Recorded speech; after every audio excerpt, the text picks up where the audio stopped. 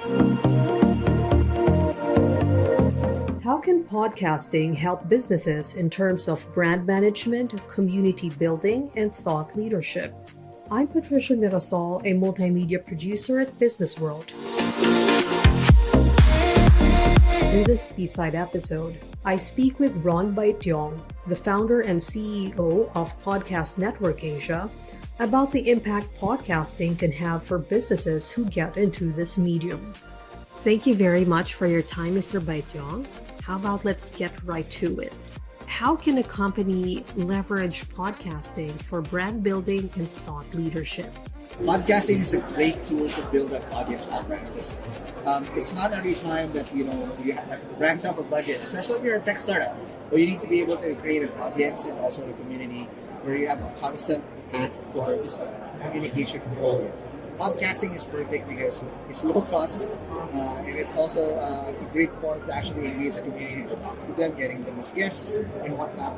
And you have the ability to actually have that hack directly by creating content. This content is one of the cheapest way to actually engage an audience now. And podcast is in long form. The beauty about podcasts is it's long form.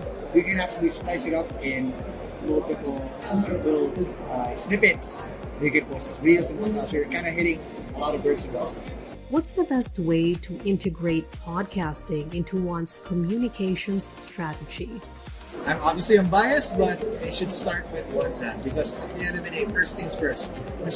There's a lot of the podcasters that started during the pandemic have all died. A lot of them are dead because it's getting a lot of them got busy again. When everybody was stuck during the pandemic, life normalizes, and if you don't have a team that helps you out, you're probably gonna fizzle out.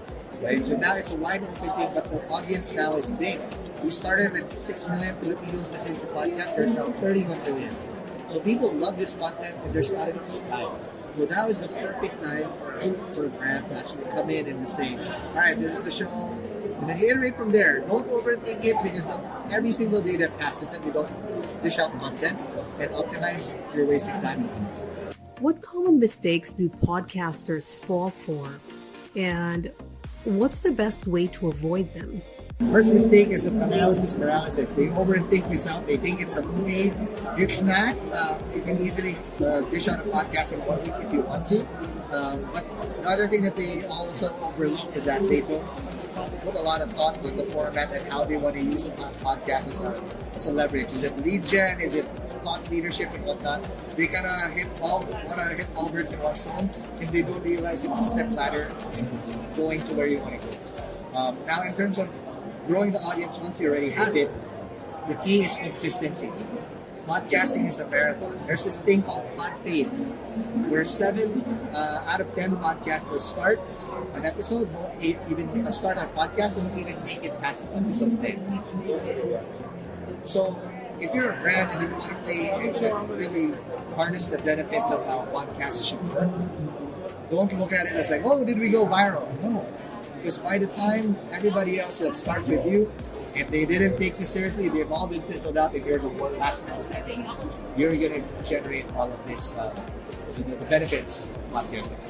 Famous podcasters like Lex Friedman produce videos for each of their podcasts. Should the rest of us do the same? And in this day and age, you should have a video. When you record a podcast, you should have video on it. Because you hit 2 birds in one stone. You put it on the audio platforms, there's not enough content out there that you can easily send out. But the biggest search engines also in terms of content is YouTube. Right? Create videos that you can upload on YouTube because that's where people search. And then also have a higher chance of growing an audience as well. So whether you're recording in a studio or in Zoom, most likely you're recording it with a video anyway. Use that real estate SIA. How can a company make sure that its episodes resonate with its target audience? First thing is you can actually start thinking about it by who your target market is. But you'll never know up until you release your first 2 to 3 episodes. Because then you'll be able to see, hey, is our initial target market the ones that are actually listening to us? Because when you see that, then you can either optimize to do more of what you're attracting or pivot a little bit so that you can actually get more of what your target market is. So the key there is create an MVP, which is a minimum viable podcast. and see what works. And then you'll be able to optimize from there after you put your first product out there. Because at the end of the day, you'll also realize that, hey, my initial format doesn't even work for what my audience wants. If they don't, then you can easily tweak. But again, it's a marathon. You just need to be able to make tweaks and iterations like a startup and take it from there. From content that resonates, let's talk a bit about community building. Please share more about the community building aspect of podcasting. First thing is you need to repurpose your content. That's how people discover your show right away. So say for example, you have a 30-minute episode and 45-minute episode. Typically there's around 2 to 3 contents that you can actually splice from there and use that as a hook. Put it everywhere. YouTube, TikTok, LinkedIn, wherever that you can actually use it to drive traffic. And then once they're hooked, hopefully they stick around and they become do that. And then also the last one, and this is what something a lot of people don't encourage, is that podcasts growth are typically driven by word of mouth. So go ahead and ask your listeners, like, hey, can you tag us when you like your episode, or can you give us feedback, and can you tell us if your friends or whatnot? This is like how it is. But when you start interacting with your listeners in the flesh, that's how you know you're making an impact. And then they say, hey, random person approaches me like, hey, I'm listening to your podcast. Cool, then you know you're making an impact. How does your company, Podcast Network Asia, measure a podcast's metrics? It changed over time. At first, obviously, we wanted to see audience growth because our first business model was advertising. And then we realized, okay, we created the best supply of podcasts in the country, but the advertisers aren't ready to take that on as a whole thing, because as a podcast medium or as a digital medium, we're always going to be compared apples to apples with other media, TikTok, YouTube, and you're always going to be an underdog. It's hard to beat that. So we started pivoting into what will it take for people to actually pay for podcasts. And that's what we're trying to lock down, because we're releasing a brand new platform called Serie FM. Serie FM basically is going to be the whole radio and audio dramas. That is paywall. Deleting it, but you won't be able to hear this type of content as here. But it's microtransactions that the PASA can do. Can you share some of PNA's most successful podcasts and what their secret to success is?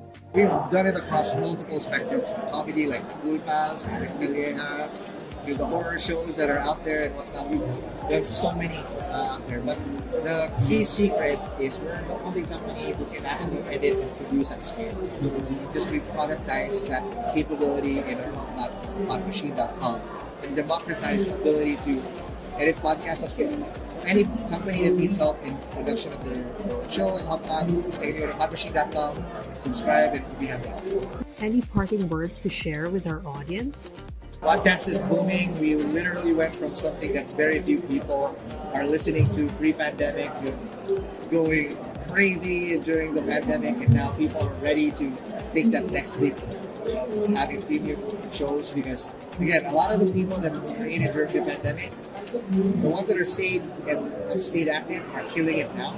A lot of people that fizzled out and got married, got busy are technically gone. So you need to fill in that void. And that void is what's killing, because now you have people that are listening to podcasts for the past 3 to 5 years and they want more content. So that's what you need to fill in. You know, I'm so happy to hear that this medium is still primed for growth in Southeast Asia. It's a long game. It's hard. It's hard to keep in that race. It requires so much investment to keep up. That's why we created products that help people kind of buck that trend, so that you can just keep creating content.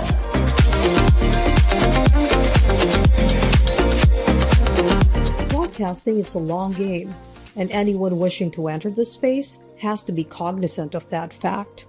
That said, Mr. Baetiong enumerated the benefits for those companies that successfully incorporate podcasting into their communications strategy. This has been another episode of B-Side. Subscribe now and enjoy industry insights on Philippine business and beyond.